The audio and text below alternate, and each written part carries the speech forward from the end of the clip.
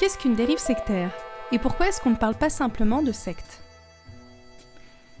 La question que nous allons nous poser dans ce premier module d'une série de 4 vidéos est aussi le préalable à la compréhension du phénomène sectaire et des problématiques qu'il implique.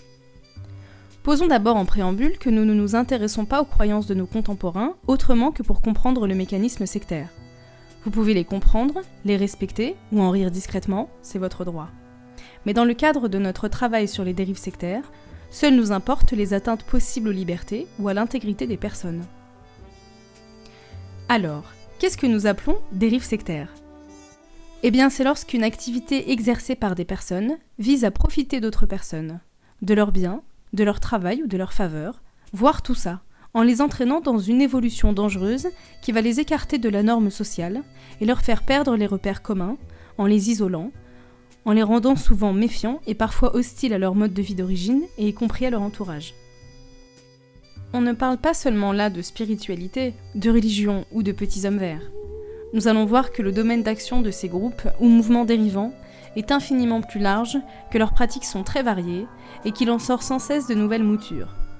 Nous sommes maintenant très loin des clichés des sketchs des années 80, de Colaro ou des Inconnus, qui mettaient en scène des communautés d'extasiés habillés comme des bonzes et singeant les rituels religieux d'Asie. Rassurez-vous, les sectes à papa existent encore, mais le business s'est bien diversifié. Le ministère de l'Intérieur, qui a aujourd'hui la tutelle de la Miviludes, mission interministérielle de vigilance et de lutte contre les dérives sectaires, propose cette définition. La dérive sectaire se caractérise par la mise en œuvre, par un groupe organisé ou par un individu isolé, quelle que soit sa nature ou son activité, de pression ou de technique ayant pour but de créer, de maintenir ou d'exploiter chez une personne un état de suggestion psychologique ou physique, la privant d'une partie de son libre arbitre, avec des conséquences dommageables pour cette personne, son entourage ou pour la société. C'est, pourrait-on penser, ce qu'ont toujours fait les sectes. Lesquelles sectes n'ayant fait que répliquer ce qu'elles ont vu faire par des religions depuis fort longtemps. Ce à quoi nous répondrions que c'est une remarque très pertinente, mais qu'on ne va sûrement pas parler de religion ici. Pas plus que nous ne dirons de telle ou telle secte qu'elle est une secte. Même s'il n'existe pas de définition juridique de la secte, faites confiance aux gourous pour trouver des raisons de vous coller un procès s'ils n'aiment pas ce que vous dites de leur mouvement.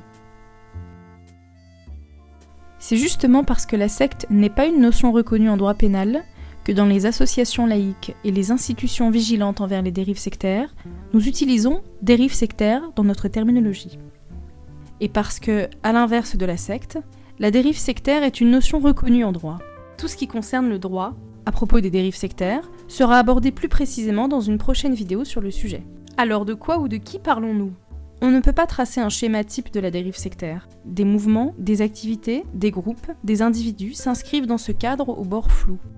On les retrouve agissant dans un tas de domaines. Certains de ces groupes sont plutôt attendus, d'autres beaucoup moins. Laissons pour le moment ce qui ressemble à des églises, comme ces mouvements qui sont issus des schismes des religions monothéistes courantes, comme les Amish, les Mormons, les Anabaptistes, Pentecôtistes, Évangéliques, Lubavitch. Nous distinguons, pour rendre les choses plus aisées, les dérives sectaires obvies. Ce sont celles qui sont évidentes pour tout le monde. Comme, vous savez, ce mouvement que ces adeptes appellent « Église », né de l'imagination d'un auteur de science-fiction dans les années 50 et qui attire à lui notamment des stars d'Hollywood, en leur racontant des histoires d'extraterrestres jetés dans des volcans.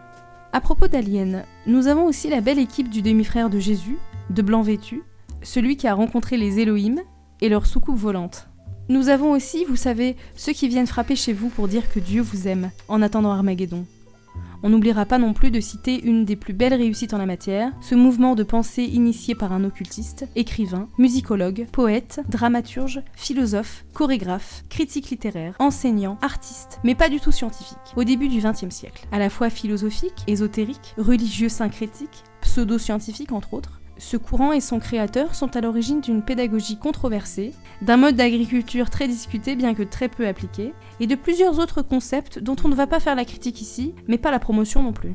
Sachant que les tenants de ces idées toujours bien vivantes sont prompts à vous envoyer devant les juges, nous nous en tiendrons là. Voilà pour ce qui est des mouvements dérivants les plus évidents. Et encore, n'a-t-on pas parlé de ceux qui se promènent vêtus d'amples vêtements exotiques, orange, en dansant, chantant et rythmant le tout avec des petites cymbales. Et puis il y a les dérives sectaires à faunés. Les faunés, ce sont ceux, parfois les mêmes que précédemment, qui avancent masqués, drapés d'écologie, de naturel, de bon pour la santé, d'humanitaire, d'éducation. Alors que ce soit très clair, il n'est absolument pas question d'avancer, ce serait ridicule et faux, que les domaines qui suivent sont des dérives sectaires. D'autre part, il appartient à chacun de juger du bien fondé des pratiques en question. La seule chose que nous prétendons là, c'est que ces domaines servent très souvent aux dérives sectaires pour se frayer un chemin vers le cerveau de leurs victimes. Donc, bien sûr, il faut regarder la lune, pas le doigt. De même, il faut regarder celui qui avance masqué, pas le masque. Ces domaines sont autant de poignées pour les mouvements mal intentionnés et autant d'avertisseurs pour nous dans notre démarche de reconnaissance des dérives sectaires. Dans le désordre, et sans prétention à l'exhaustivité, on citera la biorespiration et le respiranisme, le biomagnétisme, la biodynamie, la programmation neurolinguistique, le MDR, les élixirs floraux, le jeûne, le véganisme, la détox, les refus de soins, les mouvements anti-vax, l'écologie non scientifique, les médecines dites alternatives, la médecine ayurvédique, les soins holistiques, le channeling, la communication facilitée, les auras, les enfants indigos, le feng shui, le qigong, la nutrition non scientifique, le yoga, le shiatsu, la kinésiologie, la naturopathie, les psychothérapies, le rebirth, la méditation, le chamanisme, le reiki, la sophrologie, l'hypnose, les écoles hors contrat, les écoles alternatives, les écoles dites démocratiques, la Wicca, et bien entendu, les spiritualités. Sans parler de l'incroyable terrain de chasse que représente le web, le recrutement, l'entrisme, le prosélytisme et les différents portails utilisés par les dérives sectaires seront abordés dans une autre vidéo. Dans tous les cas rattachés à ces domaines, et encore une fois ce n'est pas la pratique qui est l'objet de notre attention, quoique, c'est l'intention de certaines personnes ou groupes de personnes de profiter de l'attrait exercé par la dite pratique sur un public plus sensible à leurs arguments, plus confiant donc, et peut-être en recherche d'alternatives. Une petite caricature pour bien cerner le concept de dérive sectaire. Si nous prenons l'exemple du terrain santé-bien-être, ce n'est pas anormal de s'intéresser à ce que propose le marché de produits dits naturels, de compléments alimentaires, d'articles issus de productions raisonnées, d'appareils pour fabriquer son pain ou extraire ses jus de fruits, ce qui reste réputé bénéfique à notre organisme. Pourtant, rien ne s'oppose à ce qu'on explore les salons bien-être et nature, ou les sites spécialisés pour connaître les offres en la matière. Imaginons alors qu'un malveillant mieux doté en bagout qu'en conscience, sans aucune formation médicale mais avec une bonne maîtrise du baragouin pseudo-scientifique, donne sur internet des conseils en matière de santé et nutrition en se référant à la naturopathie et que justement, il est à vendre des appareils très chers pour faire du jus de fruits. Eh bien ce type a l'air de s'y connaître. On dirait qu'il s'intéresse sincèrement à vous, et il a tellement de bons conseils, ce qui n'est jamais le cas au supermarché bien que leurs appareils y soient moins chers. Et d'ailleurs c'est louche. Allez, on achète l'extracteur, et pour profiter des bienfaits promis, on se met à suivre la chaîne YouTube du gars qui, d'autre part, est un spécialiste du crudivorisme, dont les avis sont suivis dévotement par des centaines d'adeptes. Autant de personnes ne peuvent pas se tromper, le gars est sérieux, et son enseignement doit être suivi. Et s'il dit que la médecine veut vous nuire, s'il dit qu'il faut s'éloigner de ceux qui lui sont hostiles, c'est que c'est vrai. Voilà, c'est fait. Vous vous coupez de votre ancien monde, vous participez à des séminaires où la vérité vous sera révélée, vous êtes sous l'emprise d'une dérive sectaire. Ça va peut-être vous coûter votre foyer, vos amis, votre travail, votre vie d'avant, mais c'est le prix pour faire enfin partie de ceux qui savent. Faites juste attention aux carences alimentaires qu'entraîne ce genre de régime. Effrayant, non ? Et encore, on ne parle pas là de suicide collectif, de mutilation, de viol de mineurs. On n'a pas tout dit. On n'a pas cité tout le monde. Et en fait, on s'est débrouillé pour ne citer personne réellement.